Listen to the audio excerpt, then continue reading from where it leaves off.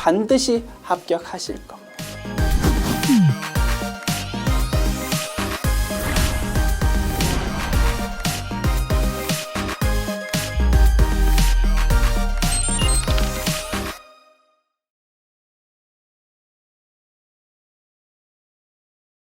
안녕하세요. 전산회계 1급 제109회 기출문제 이론편 보겠습니다. 문제 1번, 회계 분야 중 재무회계에 대한 설명으로 적절한 것은? 이라고 물었습니다. 재무회계 의미는 뭡니까? 다양한 외부 정보 이용자에게 회계 정보를 제공하는 것을 재무회계라고 이름 부른다, 그지? 자, 적절한 것 찾읍시다. 1번, 관리자에게 경영활동에 필요한 재무 정보를 제공한다. 회사의 내부 정보 이용자인 경영자한테 회계정보 제공한다를 설명하고 있고, 이거는 재무회계가 아니고 원가회계를 말한다, 그지? 2번, 국세청 등의 과세관청을 대상으로 회계정보를 작성한다. 물론 과세관청도 다양한 외부 정보 이용자 중에 하나이지만 과세관청한테 정보 제공하는 것이 목적인 것은 아니다, 이겁니다. 3번, 법인세, 소득세, 부가가치세 등의 세무보고서 작성을 목적으로 한다. 그지? 이런 재무회계를 하다 보면 세무신고할 때 그 보고서가 활용이 되기는 되지만 이런 세무보고서 작성하려고 재무회계 하는 건 아니다, 이겁니다. 그래서 적절하지 않은 설명이고 4번이 맞겠지. 일반적으로 인정된 회계원칙, Generally Accepted Accounting Principle, GAAP이라고 표시한다, 그지? 정해진 약속에 따라서 회계 처리하고 다양한 외부 정보 이용자한테 정보 제공하는 분야, 요게 재무회계다, 이겁니다. 주주, 투자자 등이 주된 정보 이용자다. 즉 다양한 외부 정보 이용자가 주된 정보 이용자인 거다. 맞지? 정답은 4번 되겠습니다.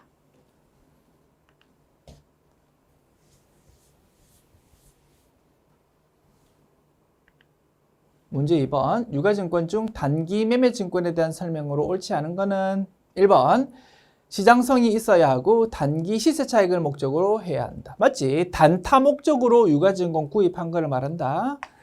2번, 단기 매매증권은 당좌자산으로 분류되더라, 그지? 즉 유동자산이다, 이겁니다. 기말평가 방법은 공정가입법이다. 주식을 샀다. 주가가 올랐다면 기말에 평가이익을 기록한다, 그지? 뭐 그런 거를 말합니다.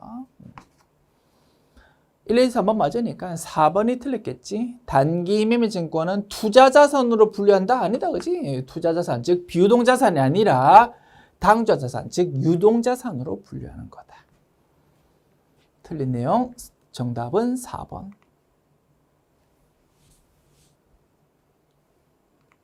문제 3번, 다음 중 재고자산의 평가에 대한 설명으로 옳지 않은 거는 1번, 성격이 상이한 재고자산을 일괄 구입하는 경우에는 공정가치 비율에 따라 안분하여 취득원가를 결정한다. 우리 기업회계 기준 저 구석 부분에 이런 설명이 있긴 있답니다. 당연한 소리 같다, 그지? 여러 다양한 종류의 재고자산을 일괄해서 한꺼번에 구입하는 경우가 있다고? 그러면 적절한 기준에 따라서 안분해가지고 각각의 취득원가 계산해서 관리해야 될 거다, 이겁니다. 맞는 말? 2번, 재고자산 취득원가에는 취득 과정에서 발생한 할인, 애누리는 반영하지 않는다. 매입 할인, 매입 애누리가 있다면 차감해야 되는데 신경 쓸 필요 없다라고 했으니까 2번이 틀린 설명이겠지. 3번, 저가법을 적용할 때 시가가 취득원가보다 낮아지면 시가를 장부금액으로 한다. 취득원가랑 시장에서 내다 팔았을 때 받을 수 있는 시가를 비교한다, 그지? 일반적으로 시가가 취득원가보다 높을 겁니다. 그지? 비싸게 팔아먹으려고 우리가 상품 구입했잖아. 그지? 뭐 상품이라고 가정할까? 재고자산의 취득원가보다 당연히 시장에 내다 팔았을 때 받을 수 있는 시가가 높은 게 정상이야. 높다고 해서 팔기도 전에 평가이익을 기록할 수는 없어. 가만히 있다. 그와 달리 시가가 만약에 취득원가보다 떨어지면은 가만히 있을 수 없다, 그지? 팔지 않았다 하더라도 평가 손실을 기록해야 되고, 이러한 방법을 저가법이라고 이름 불렀습니다. 저가법을 설명하는 내용이다, 이겁니다.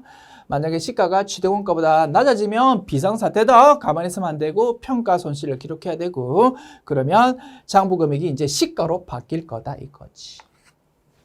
4번, 저가법을 적용할 경우 발생한 차익은, 즉 평가 손실 부분은 뭘로 처리합니까? 매출 원가로 회계 처리하더라. 맞지? 그래서 1, 3, 4 맞고 2번이 틀린 지문입니다. 다만 반영하지 않는다라는 내용이 조금 모호할 수 있거든.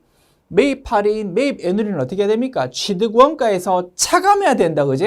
차감해야 되는데, 그지? 반영하지 않는다니까 마치 차감을 해야 된다라고 해석이 되기도 할 수 있다 이겁니다. 맞습니까? 좀 모호한 면이 있어서 우리 교재 수록할 때는 2번을 확실히 틀린 문장으로 고쳐서 수록하겠습니다. 매입 과정에서 발생한 할인, 애누리는 차감하지 않는다라는 이런 내용으로 고치면 이제 확실히 틀린 지문이다, 그지? 그러면 정답이 2번이라고 이렇게 확실하게 판단할 수 있을 것이다. 됐습니다.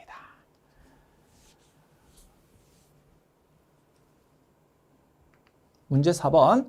다음 중 유형자산의 자본적 지출을 수익적 지출로 잘못 처리했을 때 단기 자산과 자본에 미치는 영향으로 올바른 것은 워낙 자주 주제되는 단골 메뉴다, 그지? 유형자산 취득 이후의 지출을 그 성격에 따라 자본적 지출과 수익적 지출로 나눈다, 그지? 자본적 지출은 어떻게 회계 처리하는 겁니까? 돈 나갑니다. 대변에 현금으로 돈 나갔다고 가정할까? 차변을 어떻게 처리한다고? 자산 증가로 처리합니다. 그와 달리 수익적 지출은 돈 나간다고? 차변 어떻게 처리한다고? 비용 증가로 처리한다 이겁니다. 그지요? 자본적 지출인데 이렇게 회계 처리해야 되는데 엉터리로 수익적 지출로 이렇게 처리했을 때 어떤 영향이 생길까? 그러면 자산이 커져야 되는데 커지지 않았으니까 자산이 작아지게 되는 거다, 그지? 비용이 쓸데없이 커지는 거다, 그지? 이러한 영향이 생기고 단기 순이익은 그럼 어떻게 됩니까?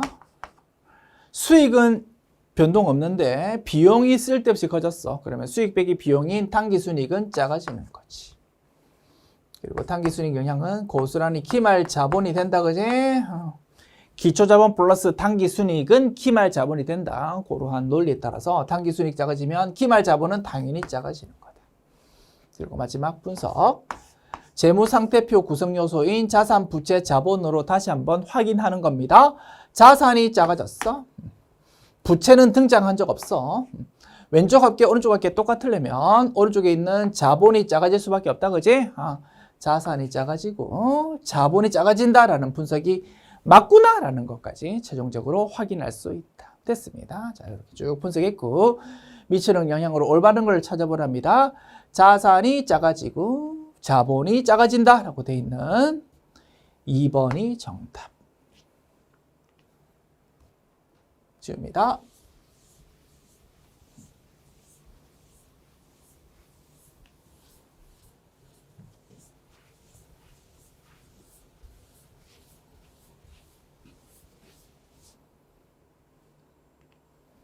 문제 5번. 주식회사 재무는 자기 주식 200주, 한 주당 액면금액은 5,000원, 요거를 한 주당 7,000원에 매입해서 소각했습니다. 소각일 현재 자본 잉여금의 감자 차익 20만 원을 계상하고 있는 경우 주식 소각 후 재무상태표상에 계상되는 감자 차손익은 얼마인가? 라고 물었습니다. 무슨 말인지 알겠지요? 회사가 자신의 주식을 외부로부터 사와가지고 찢어버렸다 이겁니다. 이런 거를 감자라고 이름 부르고 돈을 주면서 구입해왔다고 유상감자라고 이름 부릅니다. 유상감자 회계 처리를 너 한번 해보아라 라는 문제인데요. 됐죠? 문제 이 상태에서 그냥 진행해도 되는데 좀 단어가 좀 적절하지 않다 이겁니다. 자기 주식이라는 계정과목은 언제 씁니까? 우리 회사가 나의 주식을 사와가지고 잠깐이라도 좀 보유할 때, 그지? 몇 달 정도 가지고 있을 때 쓰는 계정과목입니다. 지금 상황은 자신의 주식을 사오자마자 바로 찢어버리잖아, 그지? 그때는 자기 주식이라는 단어 별로 적절하지 않다 이겁니다. 그래서 좀 정확한 용어로 수정해서 교재 수록할게요. 이렇게 자사의 주식 맞잖아, 그지? 우리 주식회사 재무가 그 자신의 주식을 사왔다 이겁니다. 이렇게 좀 정확한 문구로 수정해서 교재 수록하겠습니다. 자, 이제 회계 처리합니다. 유상감자 회계 처리. 차변에 주식을 사와서 찢어버렸으니까 자본이 작아진다, 그지? 차변에 자본의 감소 회계 처리합니다. 자본금 계정 과목 써야 되고, 자본의 감소 철저하게 액면금액으로 회계 처리한다, 그지? 5,000원 곱하기 200주 5,000원 곱하기 200주 하면 100만 원 기록됩니다. 그리고 대변은 돈 나가는 거 적습니다. 7,000원 곱하기 200주 140만 원 돈 나갑니다. 돈을 뭘로 줬다고는 언급이 안 돼 있다, 그지? 현금으로 주었다고 가정합시다. 현금으로 자산 감소 140만 원 기록됩니다. 자, 액면 금액으로 따질 때 100만 원이라고 적혀 있는 주식을 사오면서 돈 얼마 줬습니까? 140만 원 줬습니다. 비싸게 주고 사왔습니다. 그지요? 손해봤습니다. 감자 차손을 차변에 기록하고 싶습니다. 다만 감자 차익, 감자 차손은 수익 비용이 아니라 자본 항목입니다. 그래서 감자 차손을 기록하기 전에는 반드시 나의 반대 포지션 감자 차익이 있는지 확인해야 됩니다. 반대 포지션이 있으면 그것부터 없애고 감자 차손을 회계 처리해야 된다. 왜? 자본 항목은 작년도 말 금액이 올해로 2월 되니까, 그지? 2월 되는 성격이 있으니까 항상 반대 포지션을 신경 써야 된다 이겁니다. 자, 회계 처리하려고 하다 보니까 반대 포지션인 감자 차익 20만 원이 있는 상황이라고, 그러면 그것부터 없애자 이겁니다.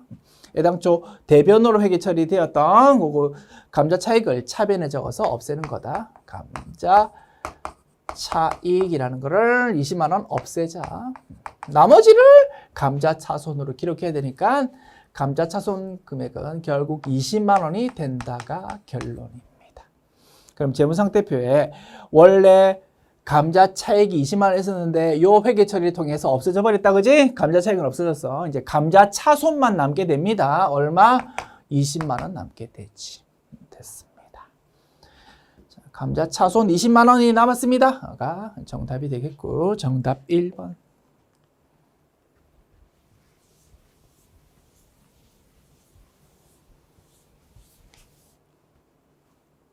문제 6번. 다음 중 손익계산서에 대한 설명으로 옳지 않은 거는 1번.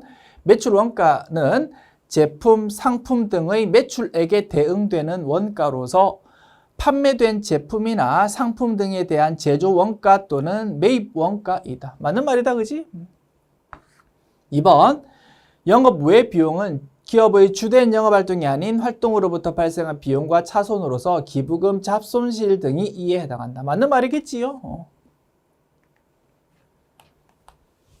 3번. 손익계산서는 일정 기간의 기업의 경영성과에 대한 유용한 정보를 제공한다. 그지? 4번이 정답이겠네. 4번. 수익과 비용은 각각 순액으로 보고하는 것을 원칙으로 한다. 아니다, 그지? 총액으로 기재하는 게 원칙이다. 그래서 틀린 내용은 4번이 되겠다. 문제 7번. 주식회사 서울은 주식회사 제주와 제품 판매 계약을 맺고 주식회사 제주가 발행한 당좌 수표 50만 원을 계약금으로 받아서 아래와 같이 회계 처리했다. 다음 중 주식회사 서울의 재무제표에 나타난 영향으로 옳은 거는 물어보았네. 이런 거 엄청 자주 주제된다, 그지? 재무제표에 미치는 영향을 분석하는 문제. 자, 먼저 올바른 회계 처리를 보자. 우리가 계약금으로 돈 받았다 이겁니다. 우리 회사 입장에서는 상대방이 발행한 당좌 수표 받았다고, 우리 회사 입장에서는 타인 발행 당좌 수표입니다. 언제든지 돈으로 바꿀 수 있는 통화 대용 증권이니까 차변을 현금 계정 과목으로 회계 처리합니다. 50만 원. 그지? 거래 요소 결합 관계로 보면 자산 증가입니다. 대변은 계약금 받았다고 선수금이라는 부채 증가로 회계 처리한다, 그지? 부채 증가. 요게 정확한 회계 처리인데 회사는 엉터리로 이렇게 회계 처리했어. 차변에 당좌 예금이라는 자산 증가.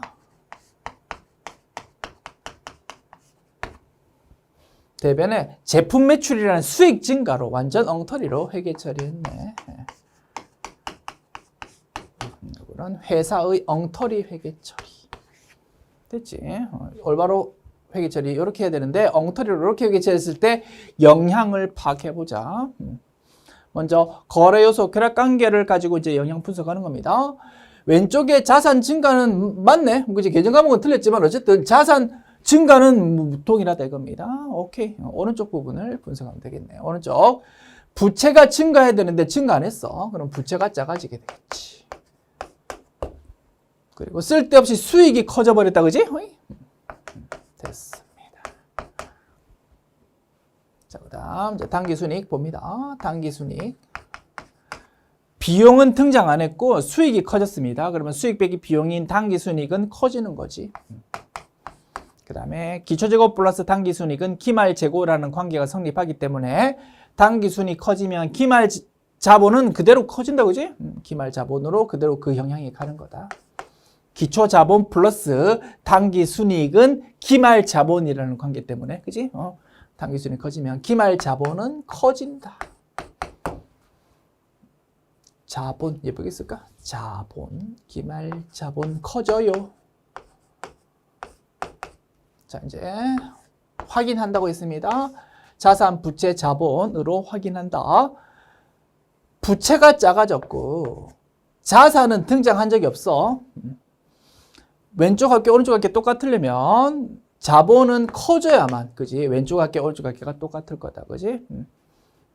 그러면 부채는 작아지고 자본은 커집니다라는 분석이 맞구나라는 거 최종 확인할 수 있습니다. 오케이, 이렇게 쭉 분석했고 이제 영향으로 옳은 거를 찾아봅니다. 자, 자산은 자산이 그냥 자산이라고 하면 되는데 꼭 당좌 자산이라고 언급했네. 그러면 좀 디테일하게 또 따져봐야 된다, 그지? 계정 과목이 좀 틀렸잖아. 현금으로 회계 처리해야 되는데 당좌예금으로 회계 처리했으니까, 그지? 자, 요 계정 과목이 자산 중에서 당좌 자산인지 무슨 자산인지 확인하자 이겁니다. 현금이라는 거 당좌 자산 맞다, 그지? 당좌예금 계정 과목도 결국 당좌 자산 맞다, 그지? 그래서 계정 과목은 틀렸지만 분류를 따져볼 때 어차피 당좌 자산이다 이겁니다. 그래서 당좌 자산은 영향이 없다라고 보아야 되겠지. 됐지? 그 다음에 부채가 작아진다, 그지? 부채가 작아지고 뭐 유동부채인지 또 언급했네. 유동부채 맞는지 확인할까?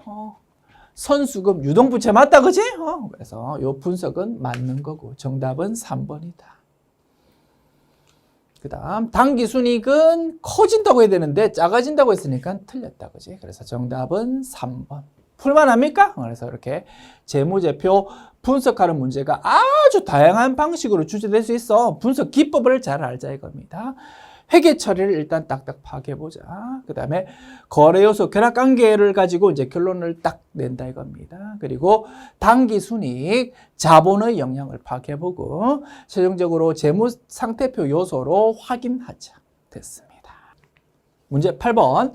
주식회사 한국상사의 당기 1월 1일 자본금은 5천만 원, 발행 주식수 만주 한 주당 액면금액 5천 원. 이다. 당기 10월 1일 한 주당 6천 원에 2,000주를 유상증자했을 때 당기 기말 자본금은 얼마입니까? 라고 물었습니다. 문제 읽으면서 10초 만에 답 찾을 수 있다, 그지? 다만 학습 차원에서 차근차근 분석해 봅니다. 유상증자 회계 처리. 차변에 돈 들어옵니다. 뭐 현금으로 들어왔다고 가정할까? 6천 원 곱하기 2,000주 1,200만 원 돈 들어오지. 대변에 자본 증가 기록합니다. 자본금 계정 과목. 자본금 계정 과목은 철저하게 액면금액을 가지고 회계 처리한다, 그지? 2,000주 곱하기 5,000원, 1,000만 원을 기록합니다. 그리고 차이 나는 200만 원은 주식 발행 초과금으로 회계 처리하자.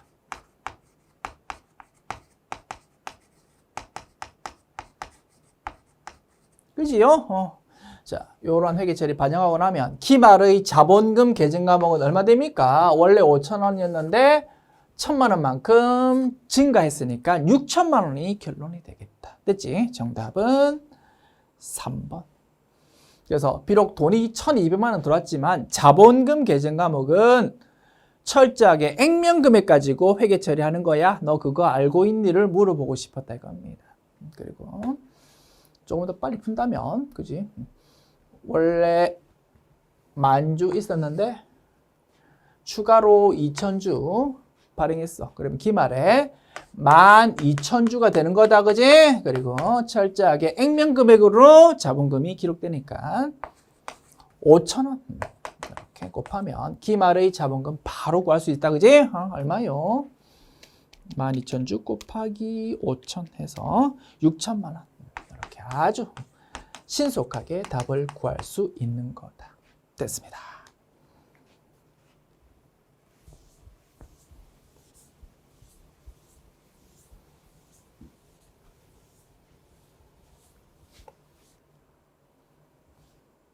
문제 9번.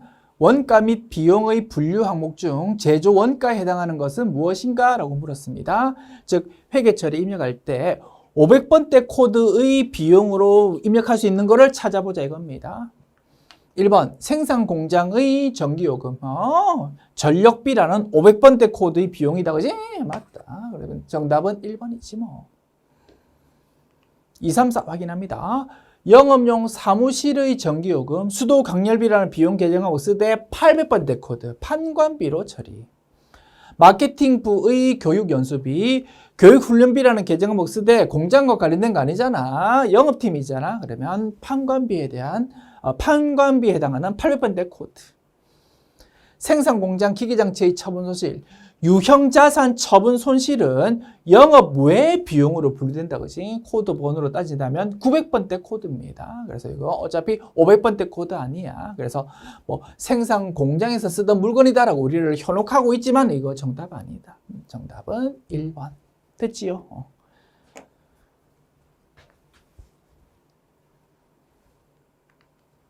문제 10번. 다음 중 보조부문 상호 간의 용역수수관계를 고려하여 보조부문 원가를 제조부문과 보조부문에 배분함으로써 보조부문 간의 상호 서비스 제공을 완전히 반영하는 방법으로 옳은 거는 뭐 길게 썼는데 정답은 쉽게 찾는다, 그지? 상호 배분법. 서포트 부문 간의 주고받는 거를 완벽하게 고려해가지고 서포트 부문의 원가를 제조 부문으로 보내는 거를 말한다, 그지? 상호 배분법. 그러니까 서포트 부문 간에 주고받는 거를 완벽하게 고려하다 보니까 보조 부문에서 원가를 보내는 곳은 서포트 부문일 수도 있고 제조 부문일 수도 있다 이겁니다. 그 말이 앞부분에 설명이 되어 있다. 됐지요?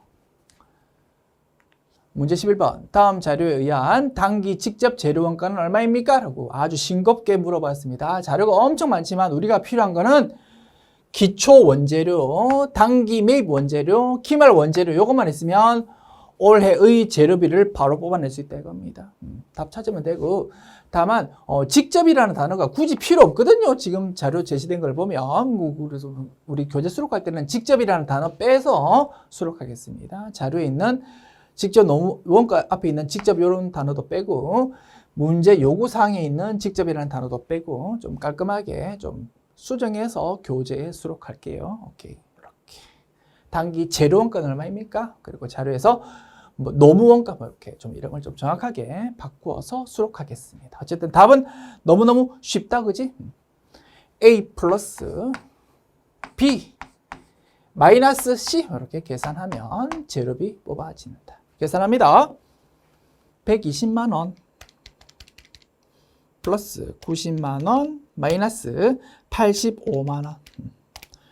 125만 원이 정답이네. 정답 2번.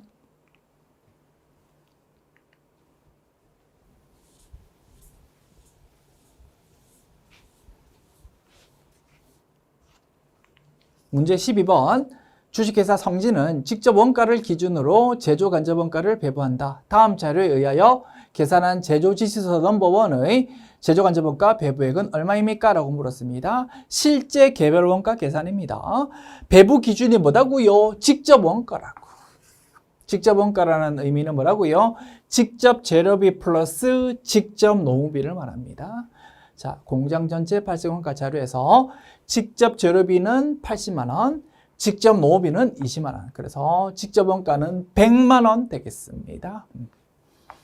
100만 원이라는 배부 기준 금액을 분모로 하고요. 분자는 제조간접비다, 그지? 50만 원. 그러면 산식으로 정리한다면 50만 원 나누기 100만 원. 그게 배부율이 되겠습니다.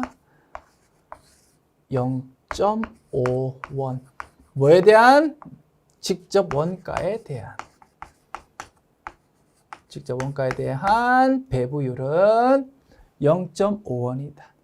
이러한 배부율을 이제 제조지시서 넘버원에 그대로 적용하자 이겁니다. 제조지시서 넘버원의 직접 원가, 즉 직접 재료비 플러스 직접 농업비는 얼마입니까? 40만 원 플러스 15만 원. 요거 두 개 합한 55만 원. 요게 실제 조업도다 이겁니다. 실제 조업도에다가 열심히 계산한 실제 배부율 1원당 0.5라는 요거를 곱하면 제조지시서 넘버원의 배부되는 제조 간접비가 계산된다, 그지? 얼마요? 55만 원 곱하기 0.5 하면 27만 5천 원 됐습니다.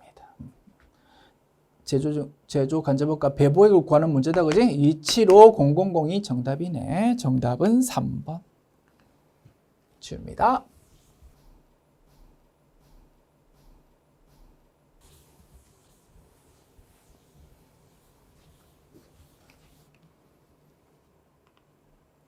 문제 13번. 다음 중 부가가치세법상 과세기간에 대한 설명으로 옳지 않은 거는 1번.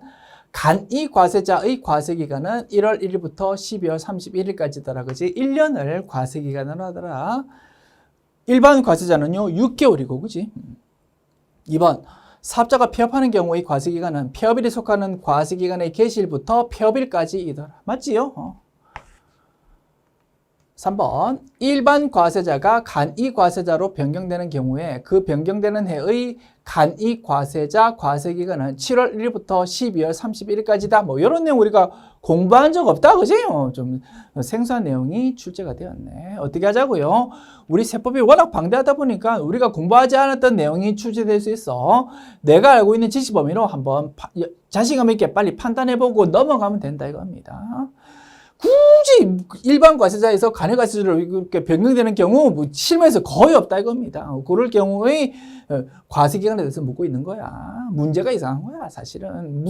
물어보지 않아도 될 내용이 출제됐다 이겁니다. 우리가 알아야 될 중요한 내용 얼마나 많습니까? 그렇지? 굳이 뭐 이런 문제를 출제했었어야만 할까? 뭐 그런 좀 불만이 생기네요. 괜찮아. 이런 문제 틀려도 되고 출제가 되었으니까 열심히 설명을 한번 해보겠습니다. 자. 원래 나는 개인 사업자인데 규모가 좀 컸어. 장사 꾸역꾸역 하고 있다가 갑자기 뭐 코로나 사태가 생겨버려 가지고 장사가 쪼그라들었다 이겁니다. 그러면 간이과세자가 될 수 있다 이거지. 그지? 그러면 이제 일반 과세자였다가 간이과세자로 바뀝니다. 작년도까지는 일반 과세자이다가 이제 올해에 이제 작년도 장사가 쪼그라들어서 올해는 이제 간이과세자다 이겁니다. 원칙적으로 따지면 올해 1월 1일부터 바로 간이과세자가 되어야 되겠지만 현실적으로 그렇게 적용하기는 좀 무리가 있다 이겁니다. 왜? 작년도 1년치 장사가 얼마만큼 되었는지는 작년도 12월 31일이 되면 바로 알 수 있는 게 아니고 작년도 1년 동안에 대한 장부 내용을 다 정리해가지고 세무신고까지 다 끝내보아야 정확한 파악이 된다 이겁니다. 그래서 자 작년도로 따져보자. 작년도 2기에 대한 부가가치세 신고는 언제 이루어집니까? 올해 1월 25일에 이루어집니다.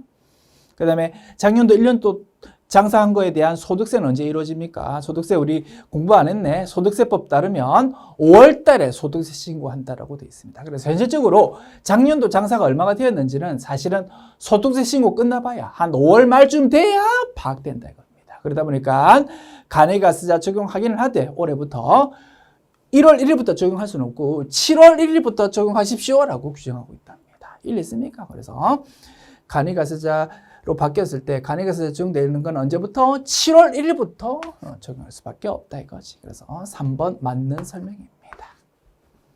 그래서 원래는 1월 1일 간이과세자의 경우 1년이 과세기간이잖아. 1월 1일부터 12월 31일까지가 하나의 과세기간이 원칙이지만 이런 경우에는 할 수 없어. 7월 1일부터 적용할 수밖에 없으니까 7월 1일부터 12월 31일까지를 과세기간으로 할 수밖에 없다는 거지 뭐.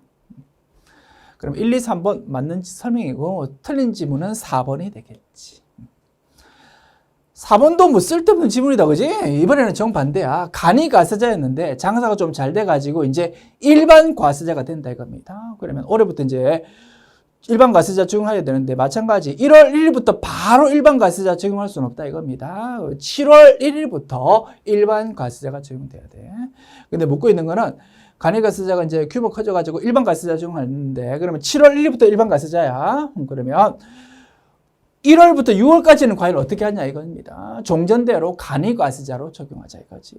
그래서 이렇게 바뀌었을 때 그 변경되는 해의 경우 1월부터 6월까지는 여전히 종전과 같이 간이 과세자를 적용하자고 말이지. 그런데 종전처럼 간이 과세자 적용하는 기간이 1월 1일부터 12월 31일까지다라고 했으니까 요것도 요게 이제 틀렸다 이겁니다. 1월부터 6월까지는 간이 과세자, 7월부터 이제 12월은 이제 그죠? 일반 과세자가 이제 적용되겠지. 됐습니다. 지울게요.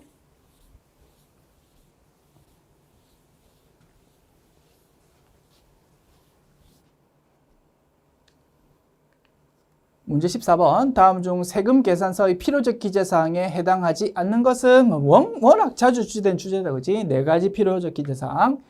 작성연월일. 그 다음에 공급하는 사업자의 경우 사업자 또는 번호랑 그 다음에 성명 또는 명칭이랑 전부 다 적어야 된다. 그와 달리 공급받는 자, 물건 구입하는 사람의 경우에는 사업자 또는 번호만 잘 적으면 된다. 그 다음에 금액이 필요하겠지. 물건값과 부가가치세. 그치? 이렇게 4가지가 필요적 기재사항이었습니다. 작성연월일을 공급연월일로 바꾸었다. 그지? 공급연월일은 임의적 기재사항이다. 그래서 정답은 1번. 문제 15번. 다음 중 부가가치세법에 따른 재화 또는 용역의 공급 시기에 대한 설명으로 적절하지 않은 것은 1번 위탁 판매의 경우 수탁자가 공급한 때이다. 맞겠지? 우리 회사가 홈쇼핑에 물건 팔아주십시오라고 맡겼습니다. 우리는 언제 매출 인식한다고? 홈쇼핑이 우리 물건 팔았을 때 우리는 매출 인식한다. 그게 회계처리고 부가가치세법상 공급 시기도 동일하더라. 그지? 이때가 홈쇼핑이 물건 팔았을 때가 부가가치세법상 공급 시기. 2번 상품권의 경우 상품권이 판매되는 때가 공급시기다? 아니다 이겁니다. 그죠? 회계와 똑같았다. 우리 회사는 구두 회사입니다. 구두 티켓, 구두 상품권 팔았다고 돈 들어옵니다. 그렇다 하더라도 그때는 매출 인식 안 합니다. 우리는 언제 매출 인식합니까? 구두 티켓 들고 온 고객이 우리 회사 매장에서 우리 매장에 있는 구두랑 그 자기가 들고 있는 상품권을 받고 갈 때 그때 우리는 매출 인식한다 이겁니다. 부가가치세법상 공급 시기도 동일하더라. 그런데 상품권 팔아서 돈 들어올 때가 공급 시기다라고 했으니까 틀린 지문. 정답은 2번. 3번. 장기 할부 판매의 경우 대가의 각 부분 받기로 한 때가 부가가치세법상 원칙적 공급 시기다. 그지? 그래서 회계랑 다르기 때문에 중요하다고 했습니다.